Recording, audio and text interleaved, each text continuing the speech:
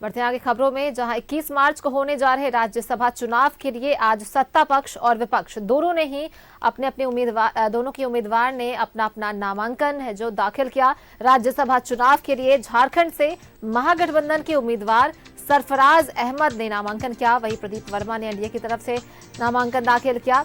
इस मौके पर सीएम चंपई सोरेन, कांग्रेस प्रदेश अध्यक्ष राजेश ठाकुर और कांग्रेस विधायक दल के नेता आलमगीर आलम मौजूद रहे। राज्य की 2 सीटों के लिए 21 मार्च को चुनाव होने हैं।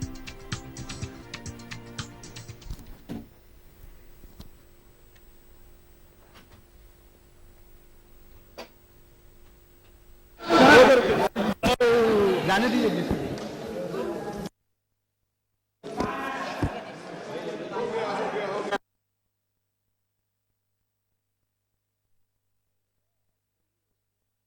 और उससे सवाल लीजिए, आप यही कर सकते हैं।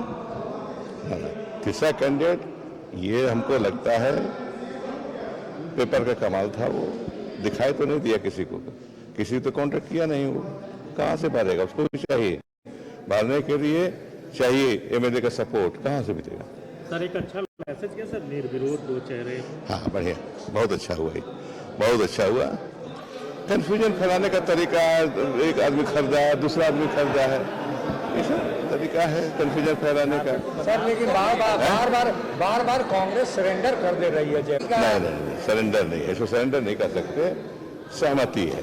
3 बार हुए चुनाव, उसमें लगातार जेएमएम ने अपना कैंडिडेट दिया, आपको दिया, उनकी संख्या ज्यादा है, दिया है ना। पिछली बार भी उनकी संख्या ज्यादा थी, 30 थी, दिए, उतने में जीत होनी थी, दिए। हमको कोई ऐसा नहीं, कोई हम लोग को कोई दिक्कत नहीं, कांग्रेस को उनकी है, उनकी संख्या थी, अपने संख्या से जीत सकते हैं वो, हम उनको सपोर्ट करते हैं। लेकिन आप लोग को नहीं लगा कि आप लोग को नुकसान हो गया? धीरज साहब, क्या नुकसान हुआ? कुछ नहीं होता सर। डीएनए तो कांग्रेस तस्वीर झारखंड की रही है, बीते कुछ वर्षों से उसमें बदलाव आया है, एक अच्छा संकेत, एक अच्छा मैसेज। इस बार भी उसी तरीके की तस्वीर है। नहीं, निश्चित तौर पे देखिए, चूंकि झारखंड बहुत हर तरह से सेंसिटिव स्टेट है, प्रयास तो इस बार भी हुए थे, लेकिन हम लोगों ने जो उत्तर प्रदेश और हिमाचल में जिस प्रकार की चीजें हुई और जिन लोगों ने उन काम को किया, उनका प्रयास तो यहाँ पर भी था, हमने उसको विफल किया। हमारी जो गठजोड़ की जो मजबूती है वो इस बात को साबित करती है कि यहाँ पर ना अब कोई हॉर्स ट्रेडिंग होगा और ना कोई भी बाहर का व्यक्ति जाएगा। झारखंड झारखंडियों का है और झारखंडी लोग ही जाएंगे। सर दोनों कितना प्रत्याशी जो मैसेज किया है, तो जो इमेज को रिडीम करने में कितना मैंने फैसिलिटेट करेगा। 351 करोड़ रुपये पकड़ाया था राज्यसभा सांसद के पास, तो अब ये अच्छा परसेप्शन जाएगा। देखिए, वो पैसा का अकाउंट्स क्या है नहीं है ना, वो आईटी अभी तक ये आपको बोल पाई है, इसलिए ये सारी चीजें परसेप्शन है। अब देखिए ना, आप 350 करोड़ रुपए, अब तो 60,000 करोड़ रुपए का जो चुनावी बॉन्ड है उसको कौन रोक रहा है? पूरे दुनिया में यदि किसी एक जो बैंक है वो है स्विस बैंक ऑफ इंडिया, तो स्विस बैंक केवल उसका पॉलिसी है कि हम किसी को भी अनविल नहीं करेंगे, उनकी पहचान नहीं बताएंगे। अब तो मोदी सरकार का ये प्रयास है कि एसबीआई को स्विस बैंक ऑफ इंडिया बना दो। तो मोदी सरकार किस निर्लज्जता के साथ अब सामने आ रही है। चुनाव आयुक्त ने जिस प्रकार से अपना इस्तीफा दिया है, वो सारी बातें बताती हैं कि डेमोक्रेसी पर जो अंतिम प्रहार था, वो प्रहार को झेलने के लिए अब पूरा देश तैयार है। सुप्रीम कोर्ट ने तो कल तक का ही समय दिया था, कहा एक बार ये जिस तरह से 30 जून तक की बात ली जा रही, सुप्रीम कोर्ट का ये ऑर्डर किस रूप में देखा? उसका एक ऐतिहासिक पल है जब सुप्रीम कोर्ट इस बात को सुनिश्चित करेगा कि संविधान के साथ छेड़छाड़ नहीं होगा, ताकि संख्या के बल पर 400 का जो हुंकार है उससे डेमोक्रेसी को ध्वस्त नहीं किया जाएगा। अब ये भाजपा की सोच है। देखिए, भाजपा की सोच इसलिए है कि सदन में हमको लगता है कि जो बजट सत्र हुआ था तो माननीय गृह मंत्री ने मधु कोड़ा का नाम लिया था, प्रधानमंत्री जी ने भोपाल में अजित पवार जी का नाम लिया, तो प्रदीप वर्मा नया कोई चीज थोड़ी है। ठीक है, थैंक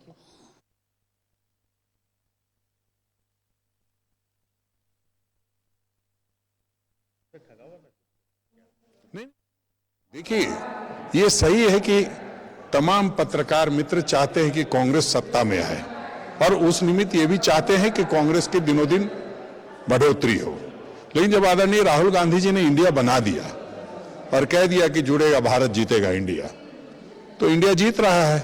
आप देख रहे हैं निर्विरोध चुनाव होने जा रहा है और हमारे पुराने साथी रहे हैं, बड़े भाई रहे हैं आदरणीय सरफराज अहमद साहब, किस तरह से हमारे परिवार से रिश्ता है वो किसी से छुपा नहीं है।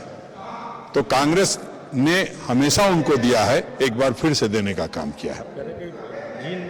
डीएनए में ही बिल्कुल डीएनए में कांग्रेस, आप जानते हैं कब से वो लगातार, जब अखिल भारतीय कांग्रेस कमेटी के राष्ट्रीय सचिव रहे हैं, प्रदेश के अध्यक्ष रहे हैं, और सब लोग जानते हैं कि कांग्रेस ने हमेशा उनको सर माथे पे बिठाया है और हमेशा उनके लिए जो आगे बढ़ के देना चाहिए वो देने का काम किया। आज फिर से कांग्रेस ने एक बार उनके लिए ये सीट दी है और हम समझते हैं कि वो झारखंड की आवाज को दिल्ली में राज्यसभा में बुलंद कर पाएंगे, उस बात की हमें खुशी है।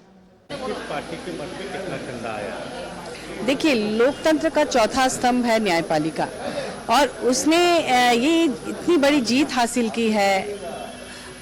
पिछले दिनों लोगों का भरोसा उठने लगा था, लेकिन ये जो निर्णय है ये एक आमूल चूल परिवर्तन ला देगा भारतीय राजनीति में, क्योंकि इलेक्टोरल बॉन्ड को ट्रांसपेरेंट होना चाहिए था। जो जनता वोट देकर पॉलिटिकल पार्टीज को सरकार बनाने के लिए के काबिल बनाती है, आप उस जनता से कैसे छुपा सकते हैं कि आपको किसने पैसे दिए, कितने पैसे दिए, आपने उसके एवज में उन्हें क्या क्या फ़ायदा पहुंचाया। तो ये तो बहुत बड़ी जीत है, पूरा अपोजिशन इससे बहुत खुश है और सुप्रीम कोर्ट के प्रति आभार जता रहा है, क्योंकि 30 जून तक का जो टाइम लिया गया था, साफ पता चल रहा था कि इसमें राजनीति है, क्योंकि दोनों इलेक्शन होने के बाद उसके आने का कोई मतलब नहीं था। तो उसके पहले और जो डिसीजन आया है कि कल ही करना है, तो हम सब लोग बहुत खुश हैं और हमारे सुप्रीम कोर्ट के चीफ जस्टिस को हम लोग इसके लिए बहुत बहुत धन्यवाद देते हैं, आभार जताते हैं। ये लोकतंत्र की जीत है।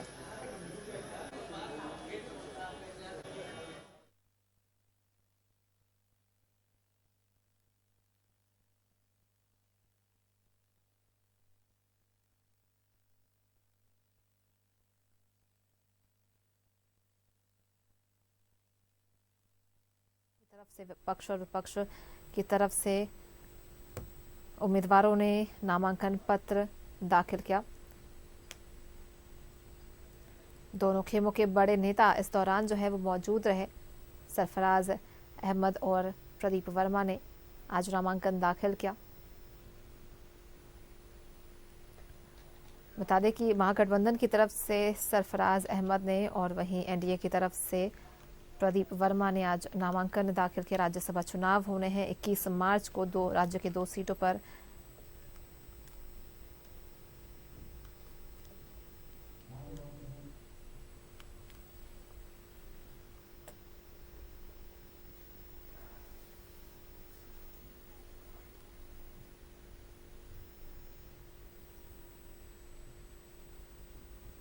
और सीधे जुड़ेंगे अपने सहयोगी राकेश से। राकेश, देखिए 21 मार्च को राज्य की 2 सीटों पर चुनाव होने वाले हैं और इसके लिए आज नामांकन पत्र भी दाखिल कर दिया गया है। दोनों तरफ से, पक्ष और विपक्ष दोनों ही तरफ से नामांकन पत्र दाखिल किया गया है और दोनों की तरफ से उम्मीदवारों ने नामांकन पत्र दाखिल किया, जहां एक तरफ सरफराज अहमद तो वहीं दूसरी तरफ से प्रदीप वर्मा ने। जी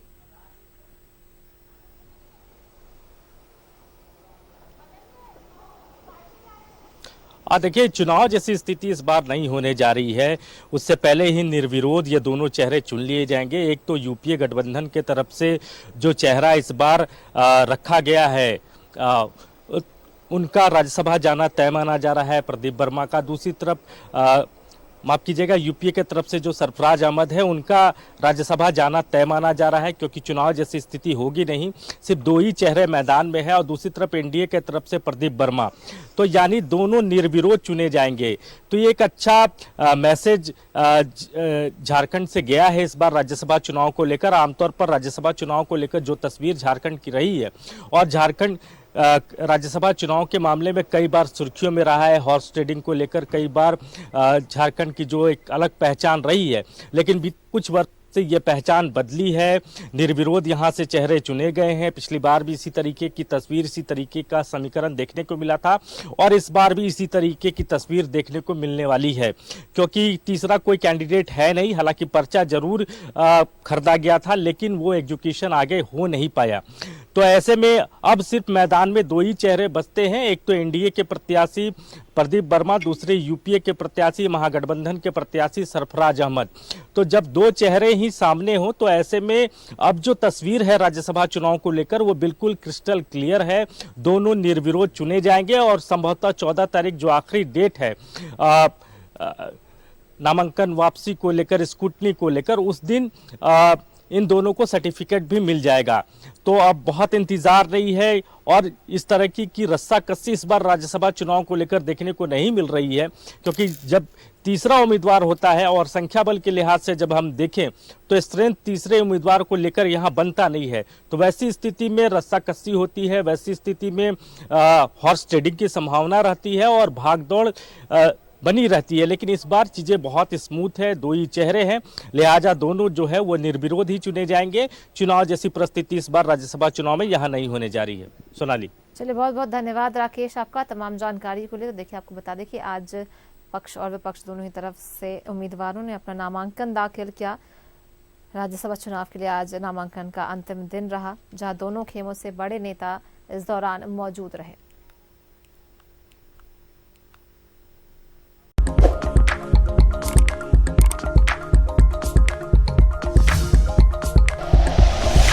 like and share videos, subscribe करें हमारा चैनल और प्रेस करें बेल आइकॉन। न्यूज़ 11 भारत, सच है तो दिखेगा।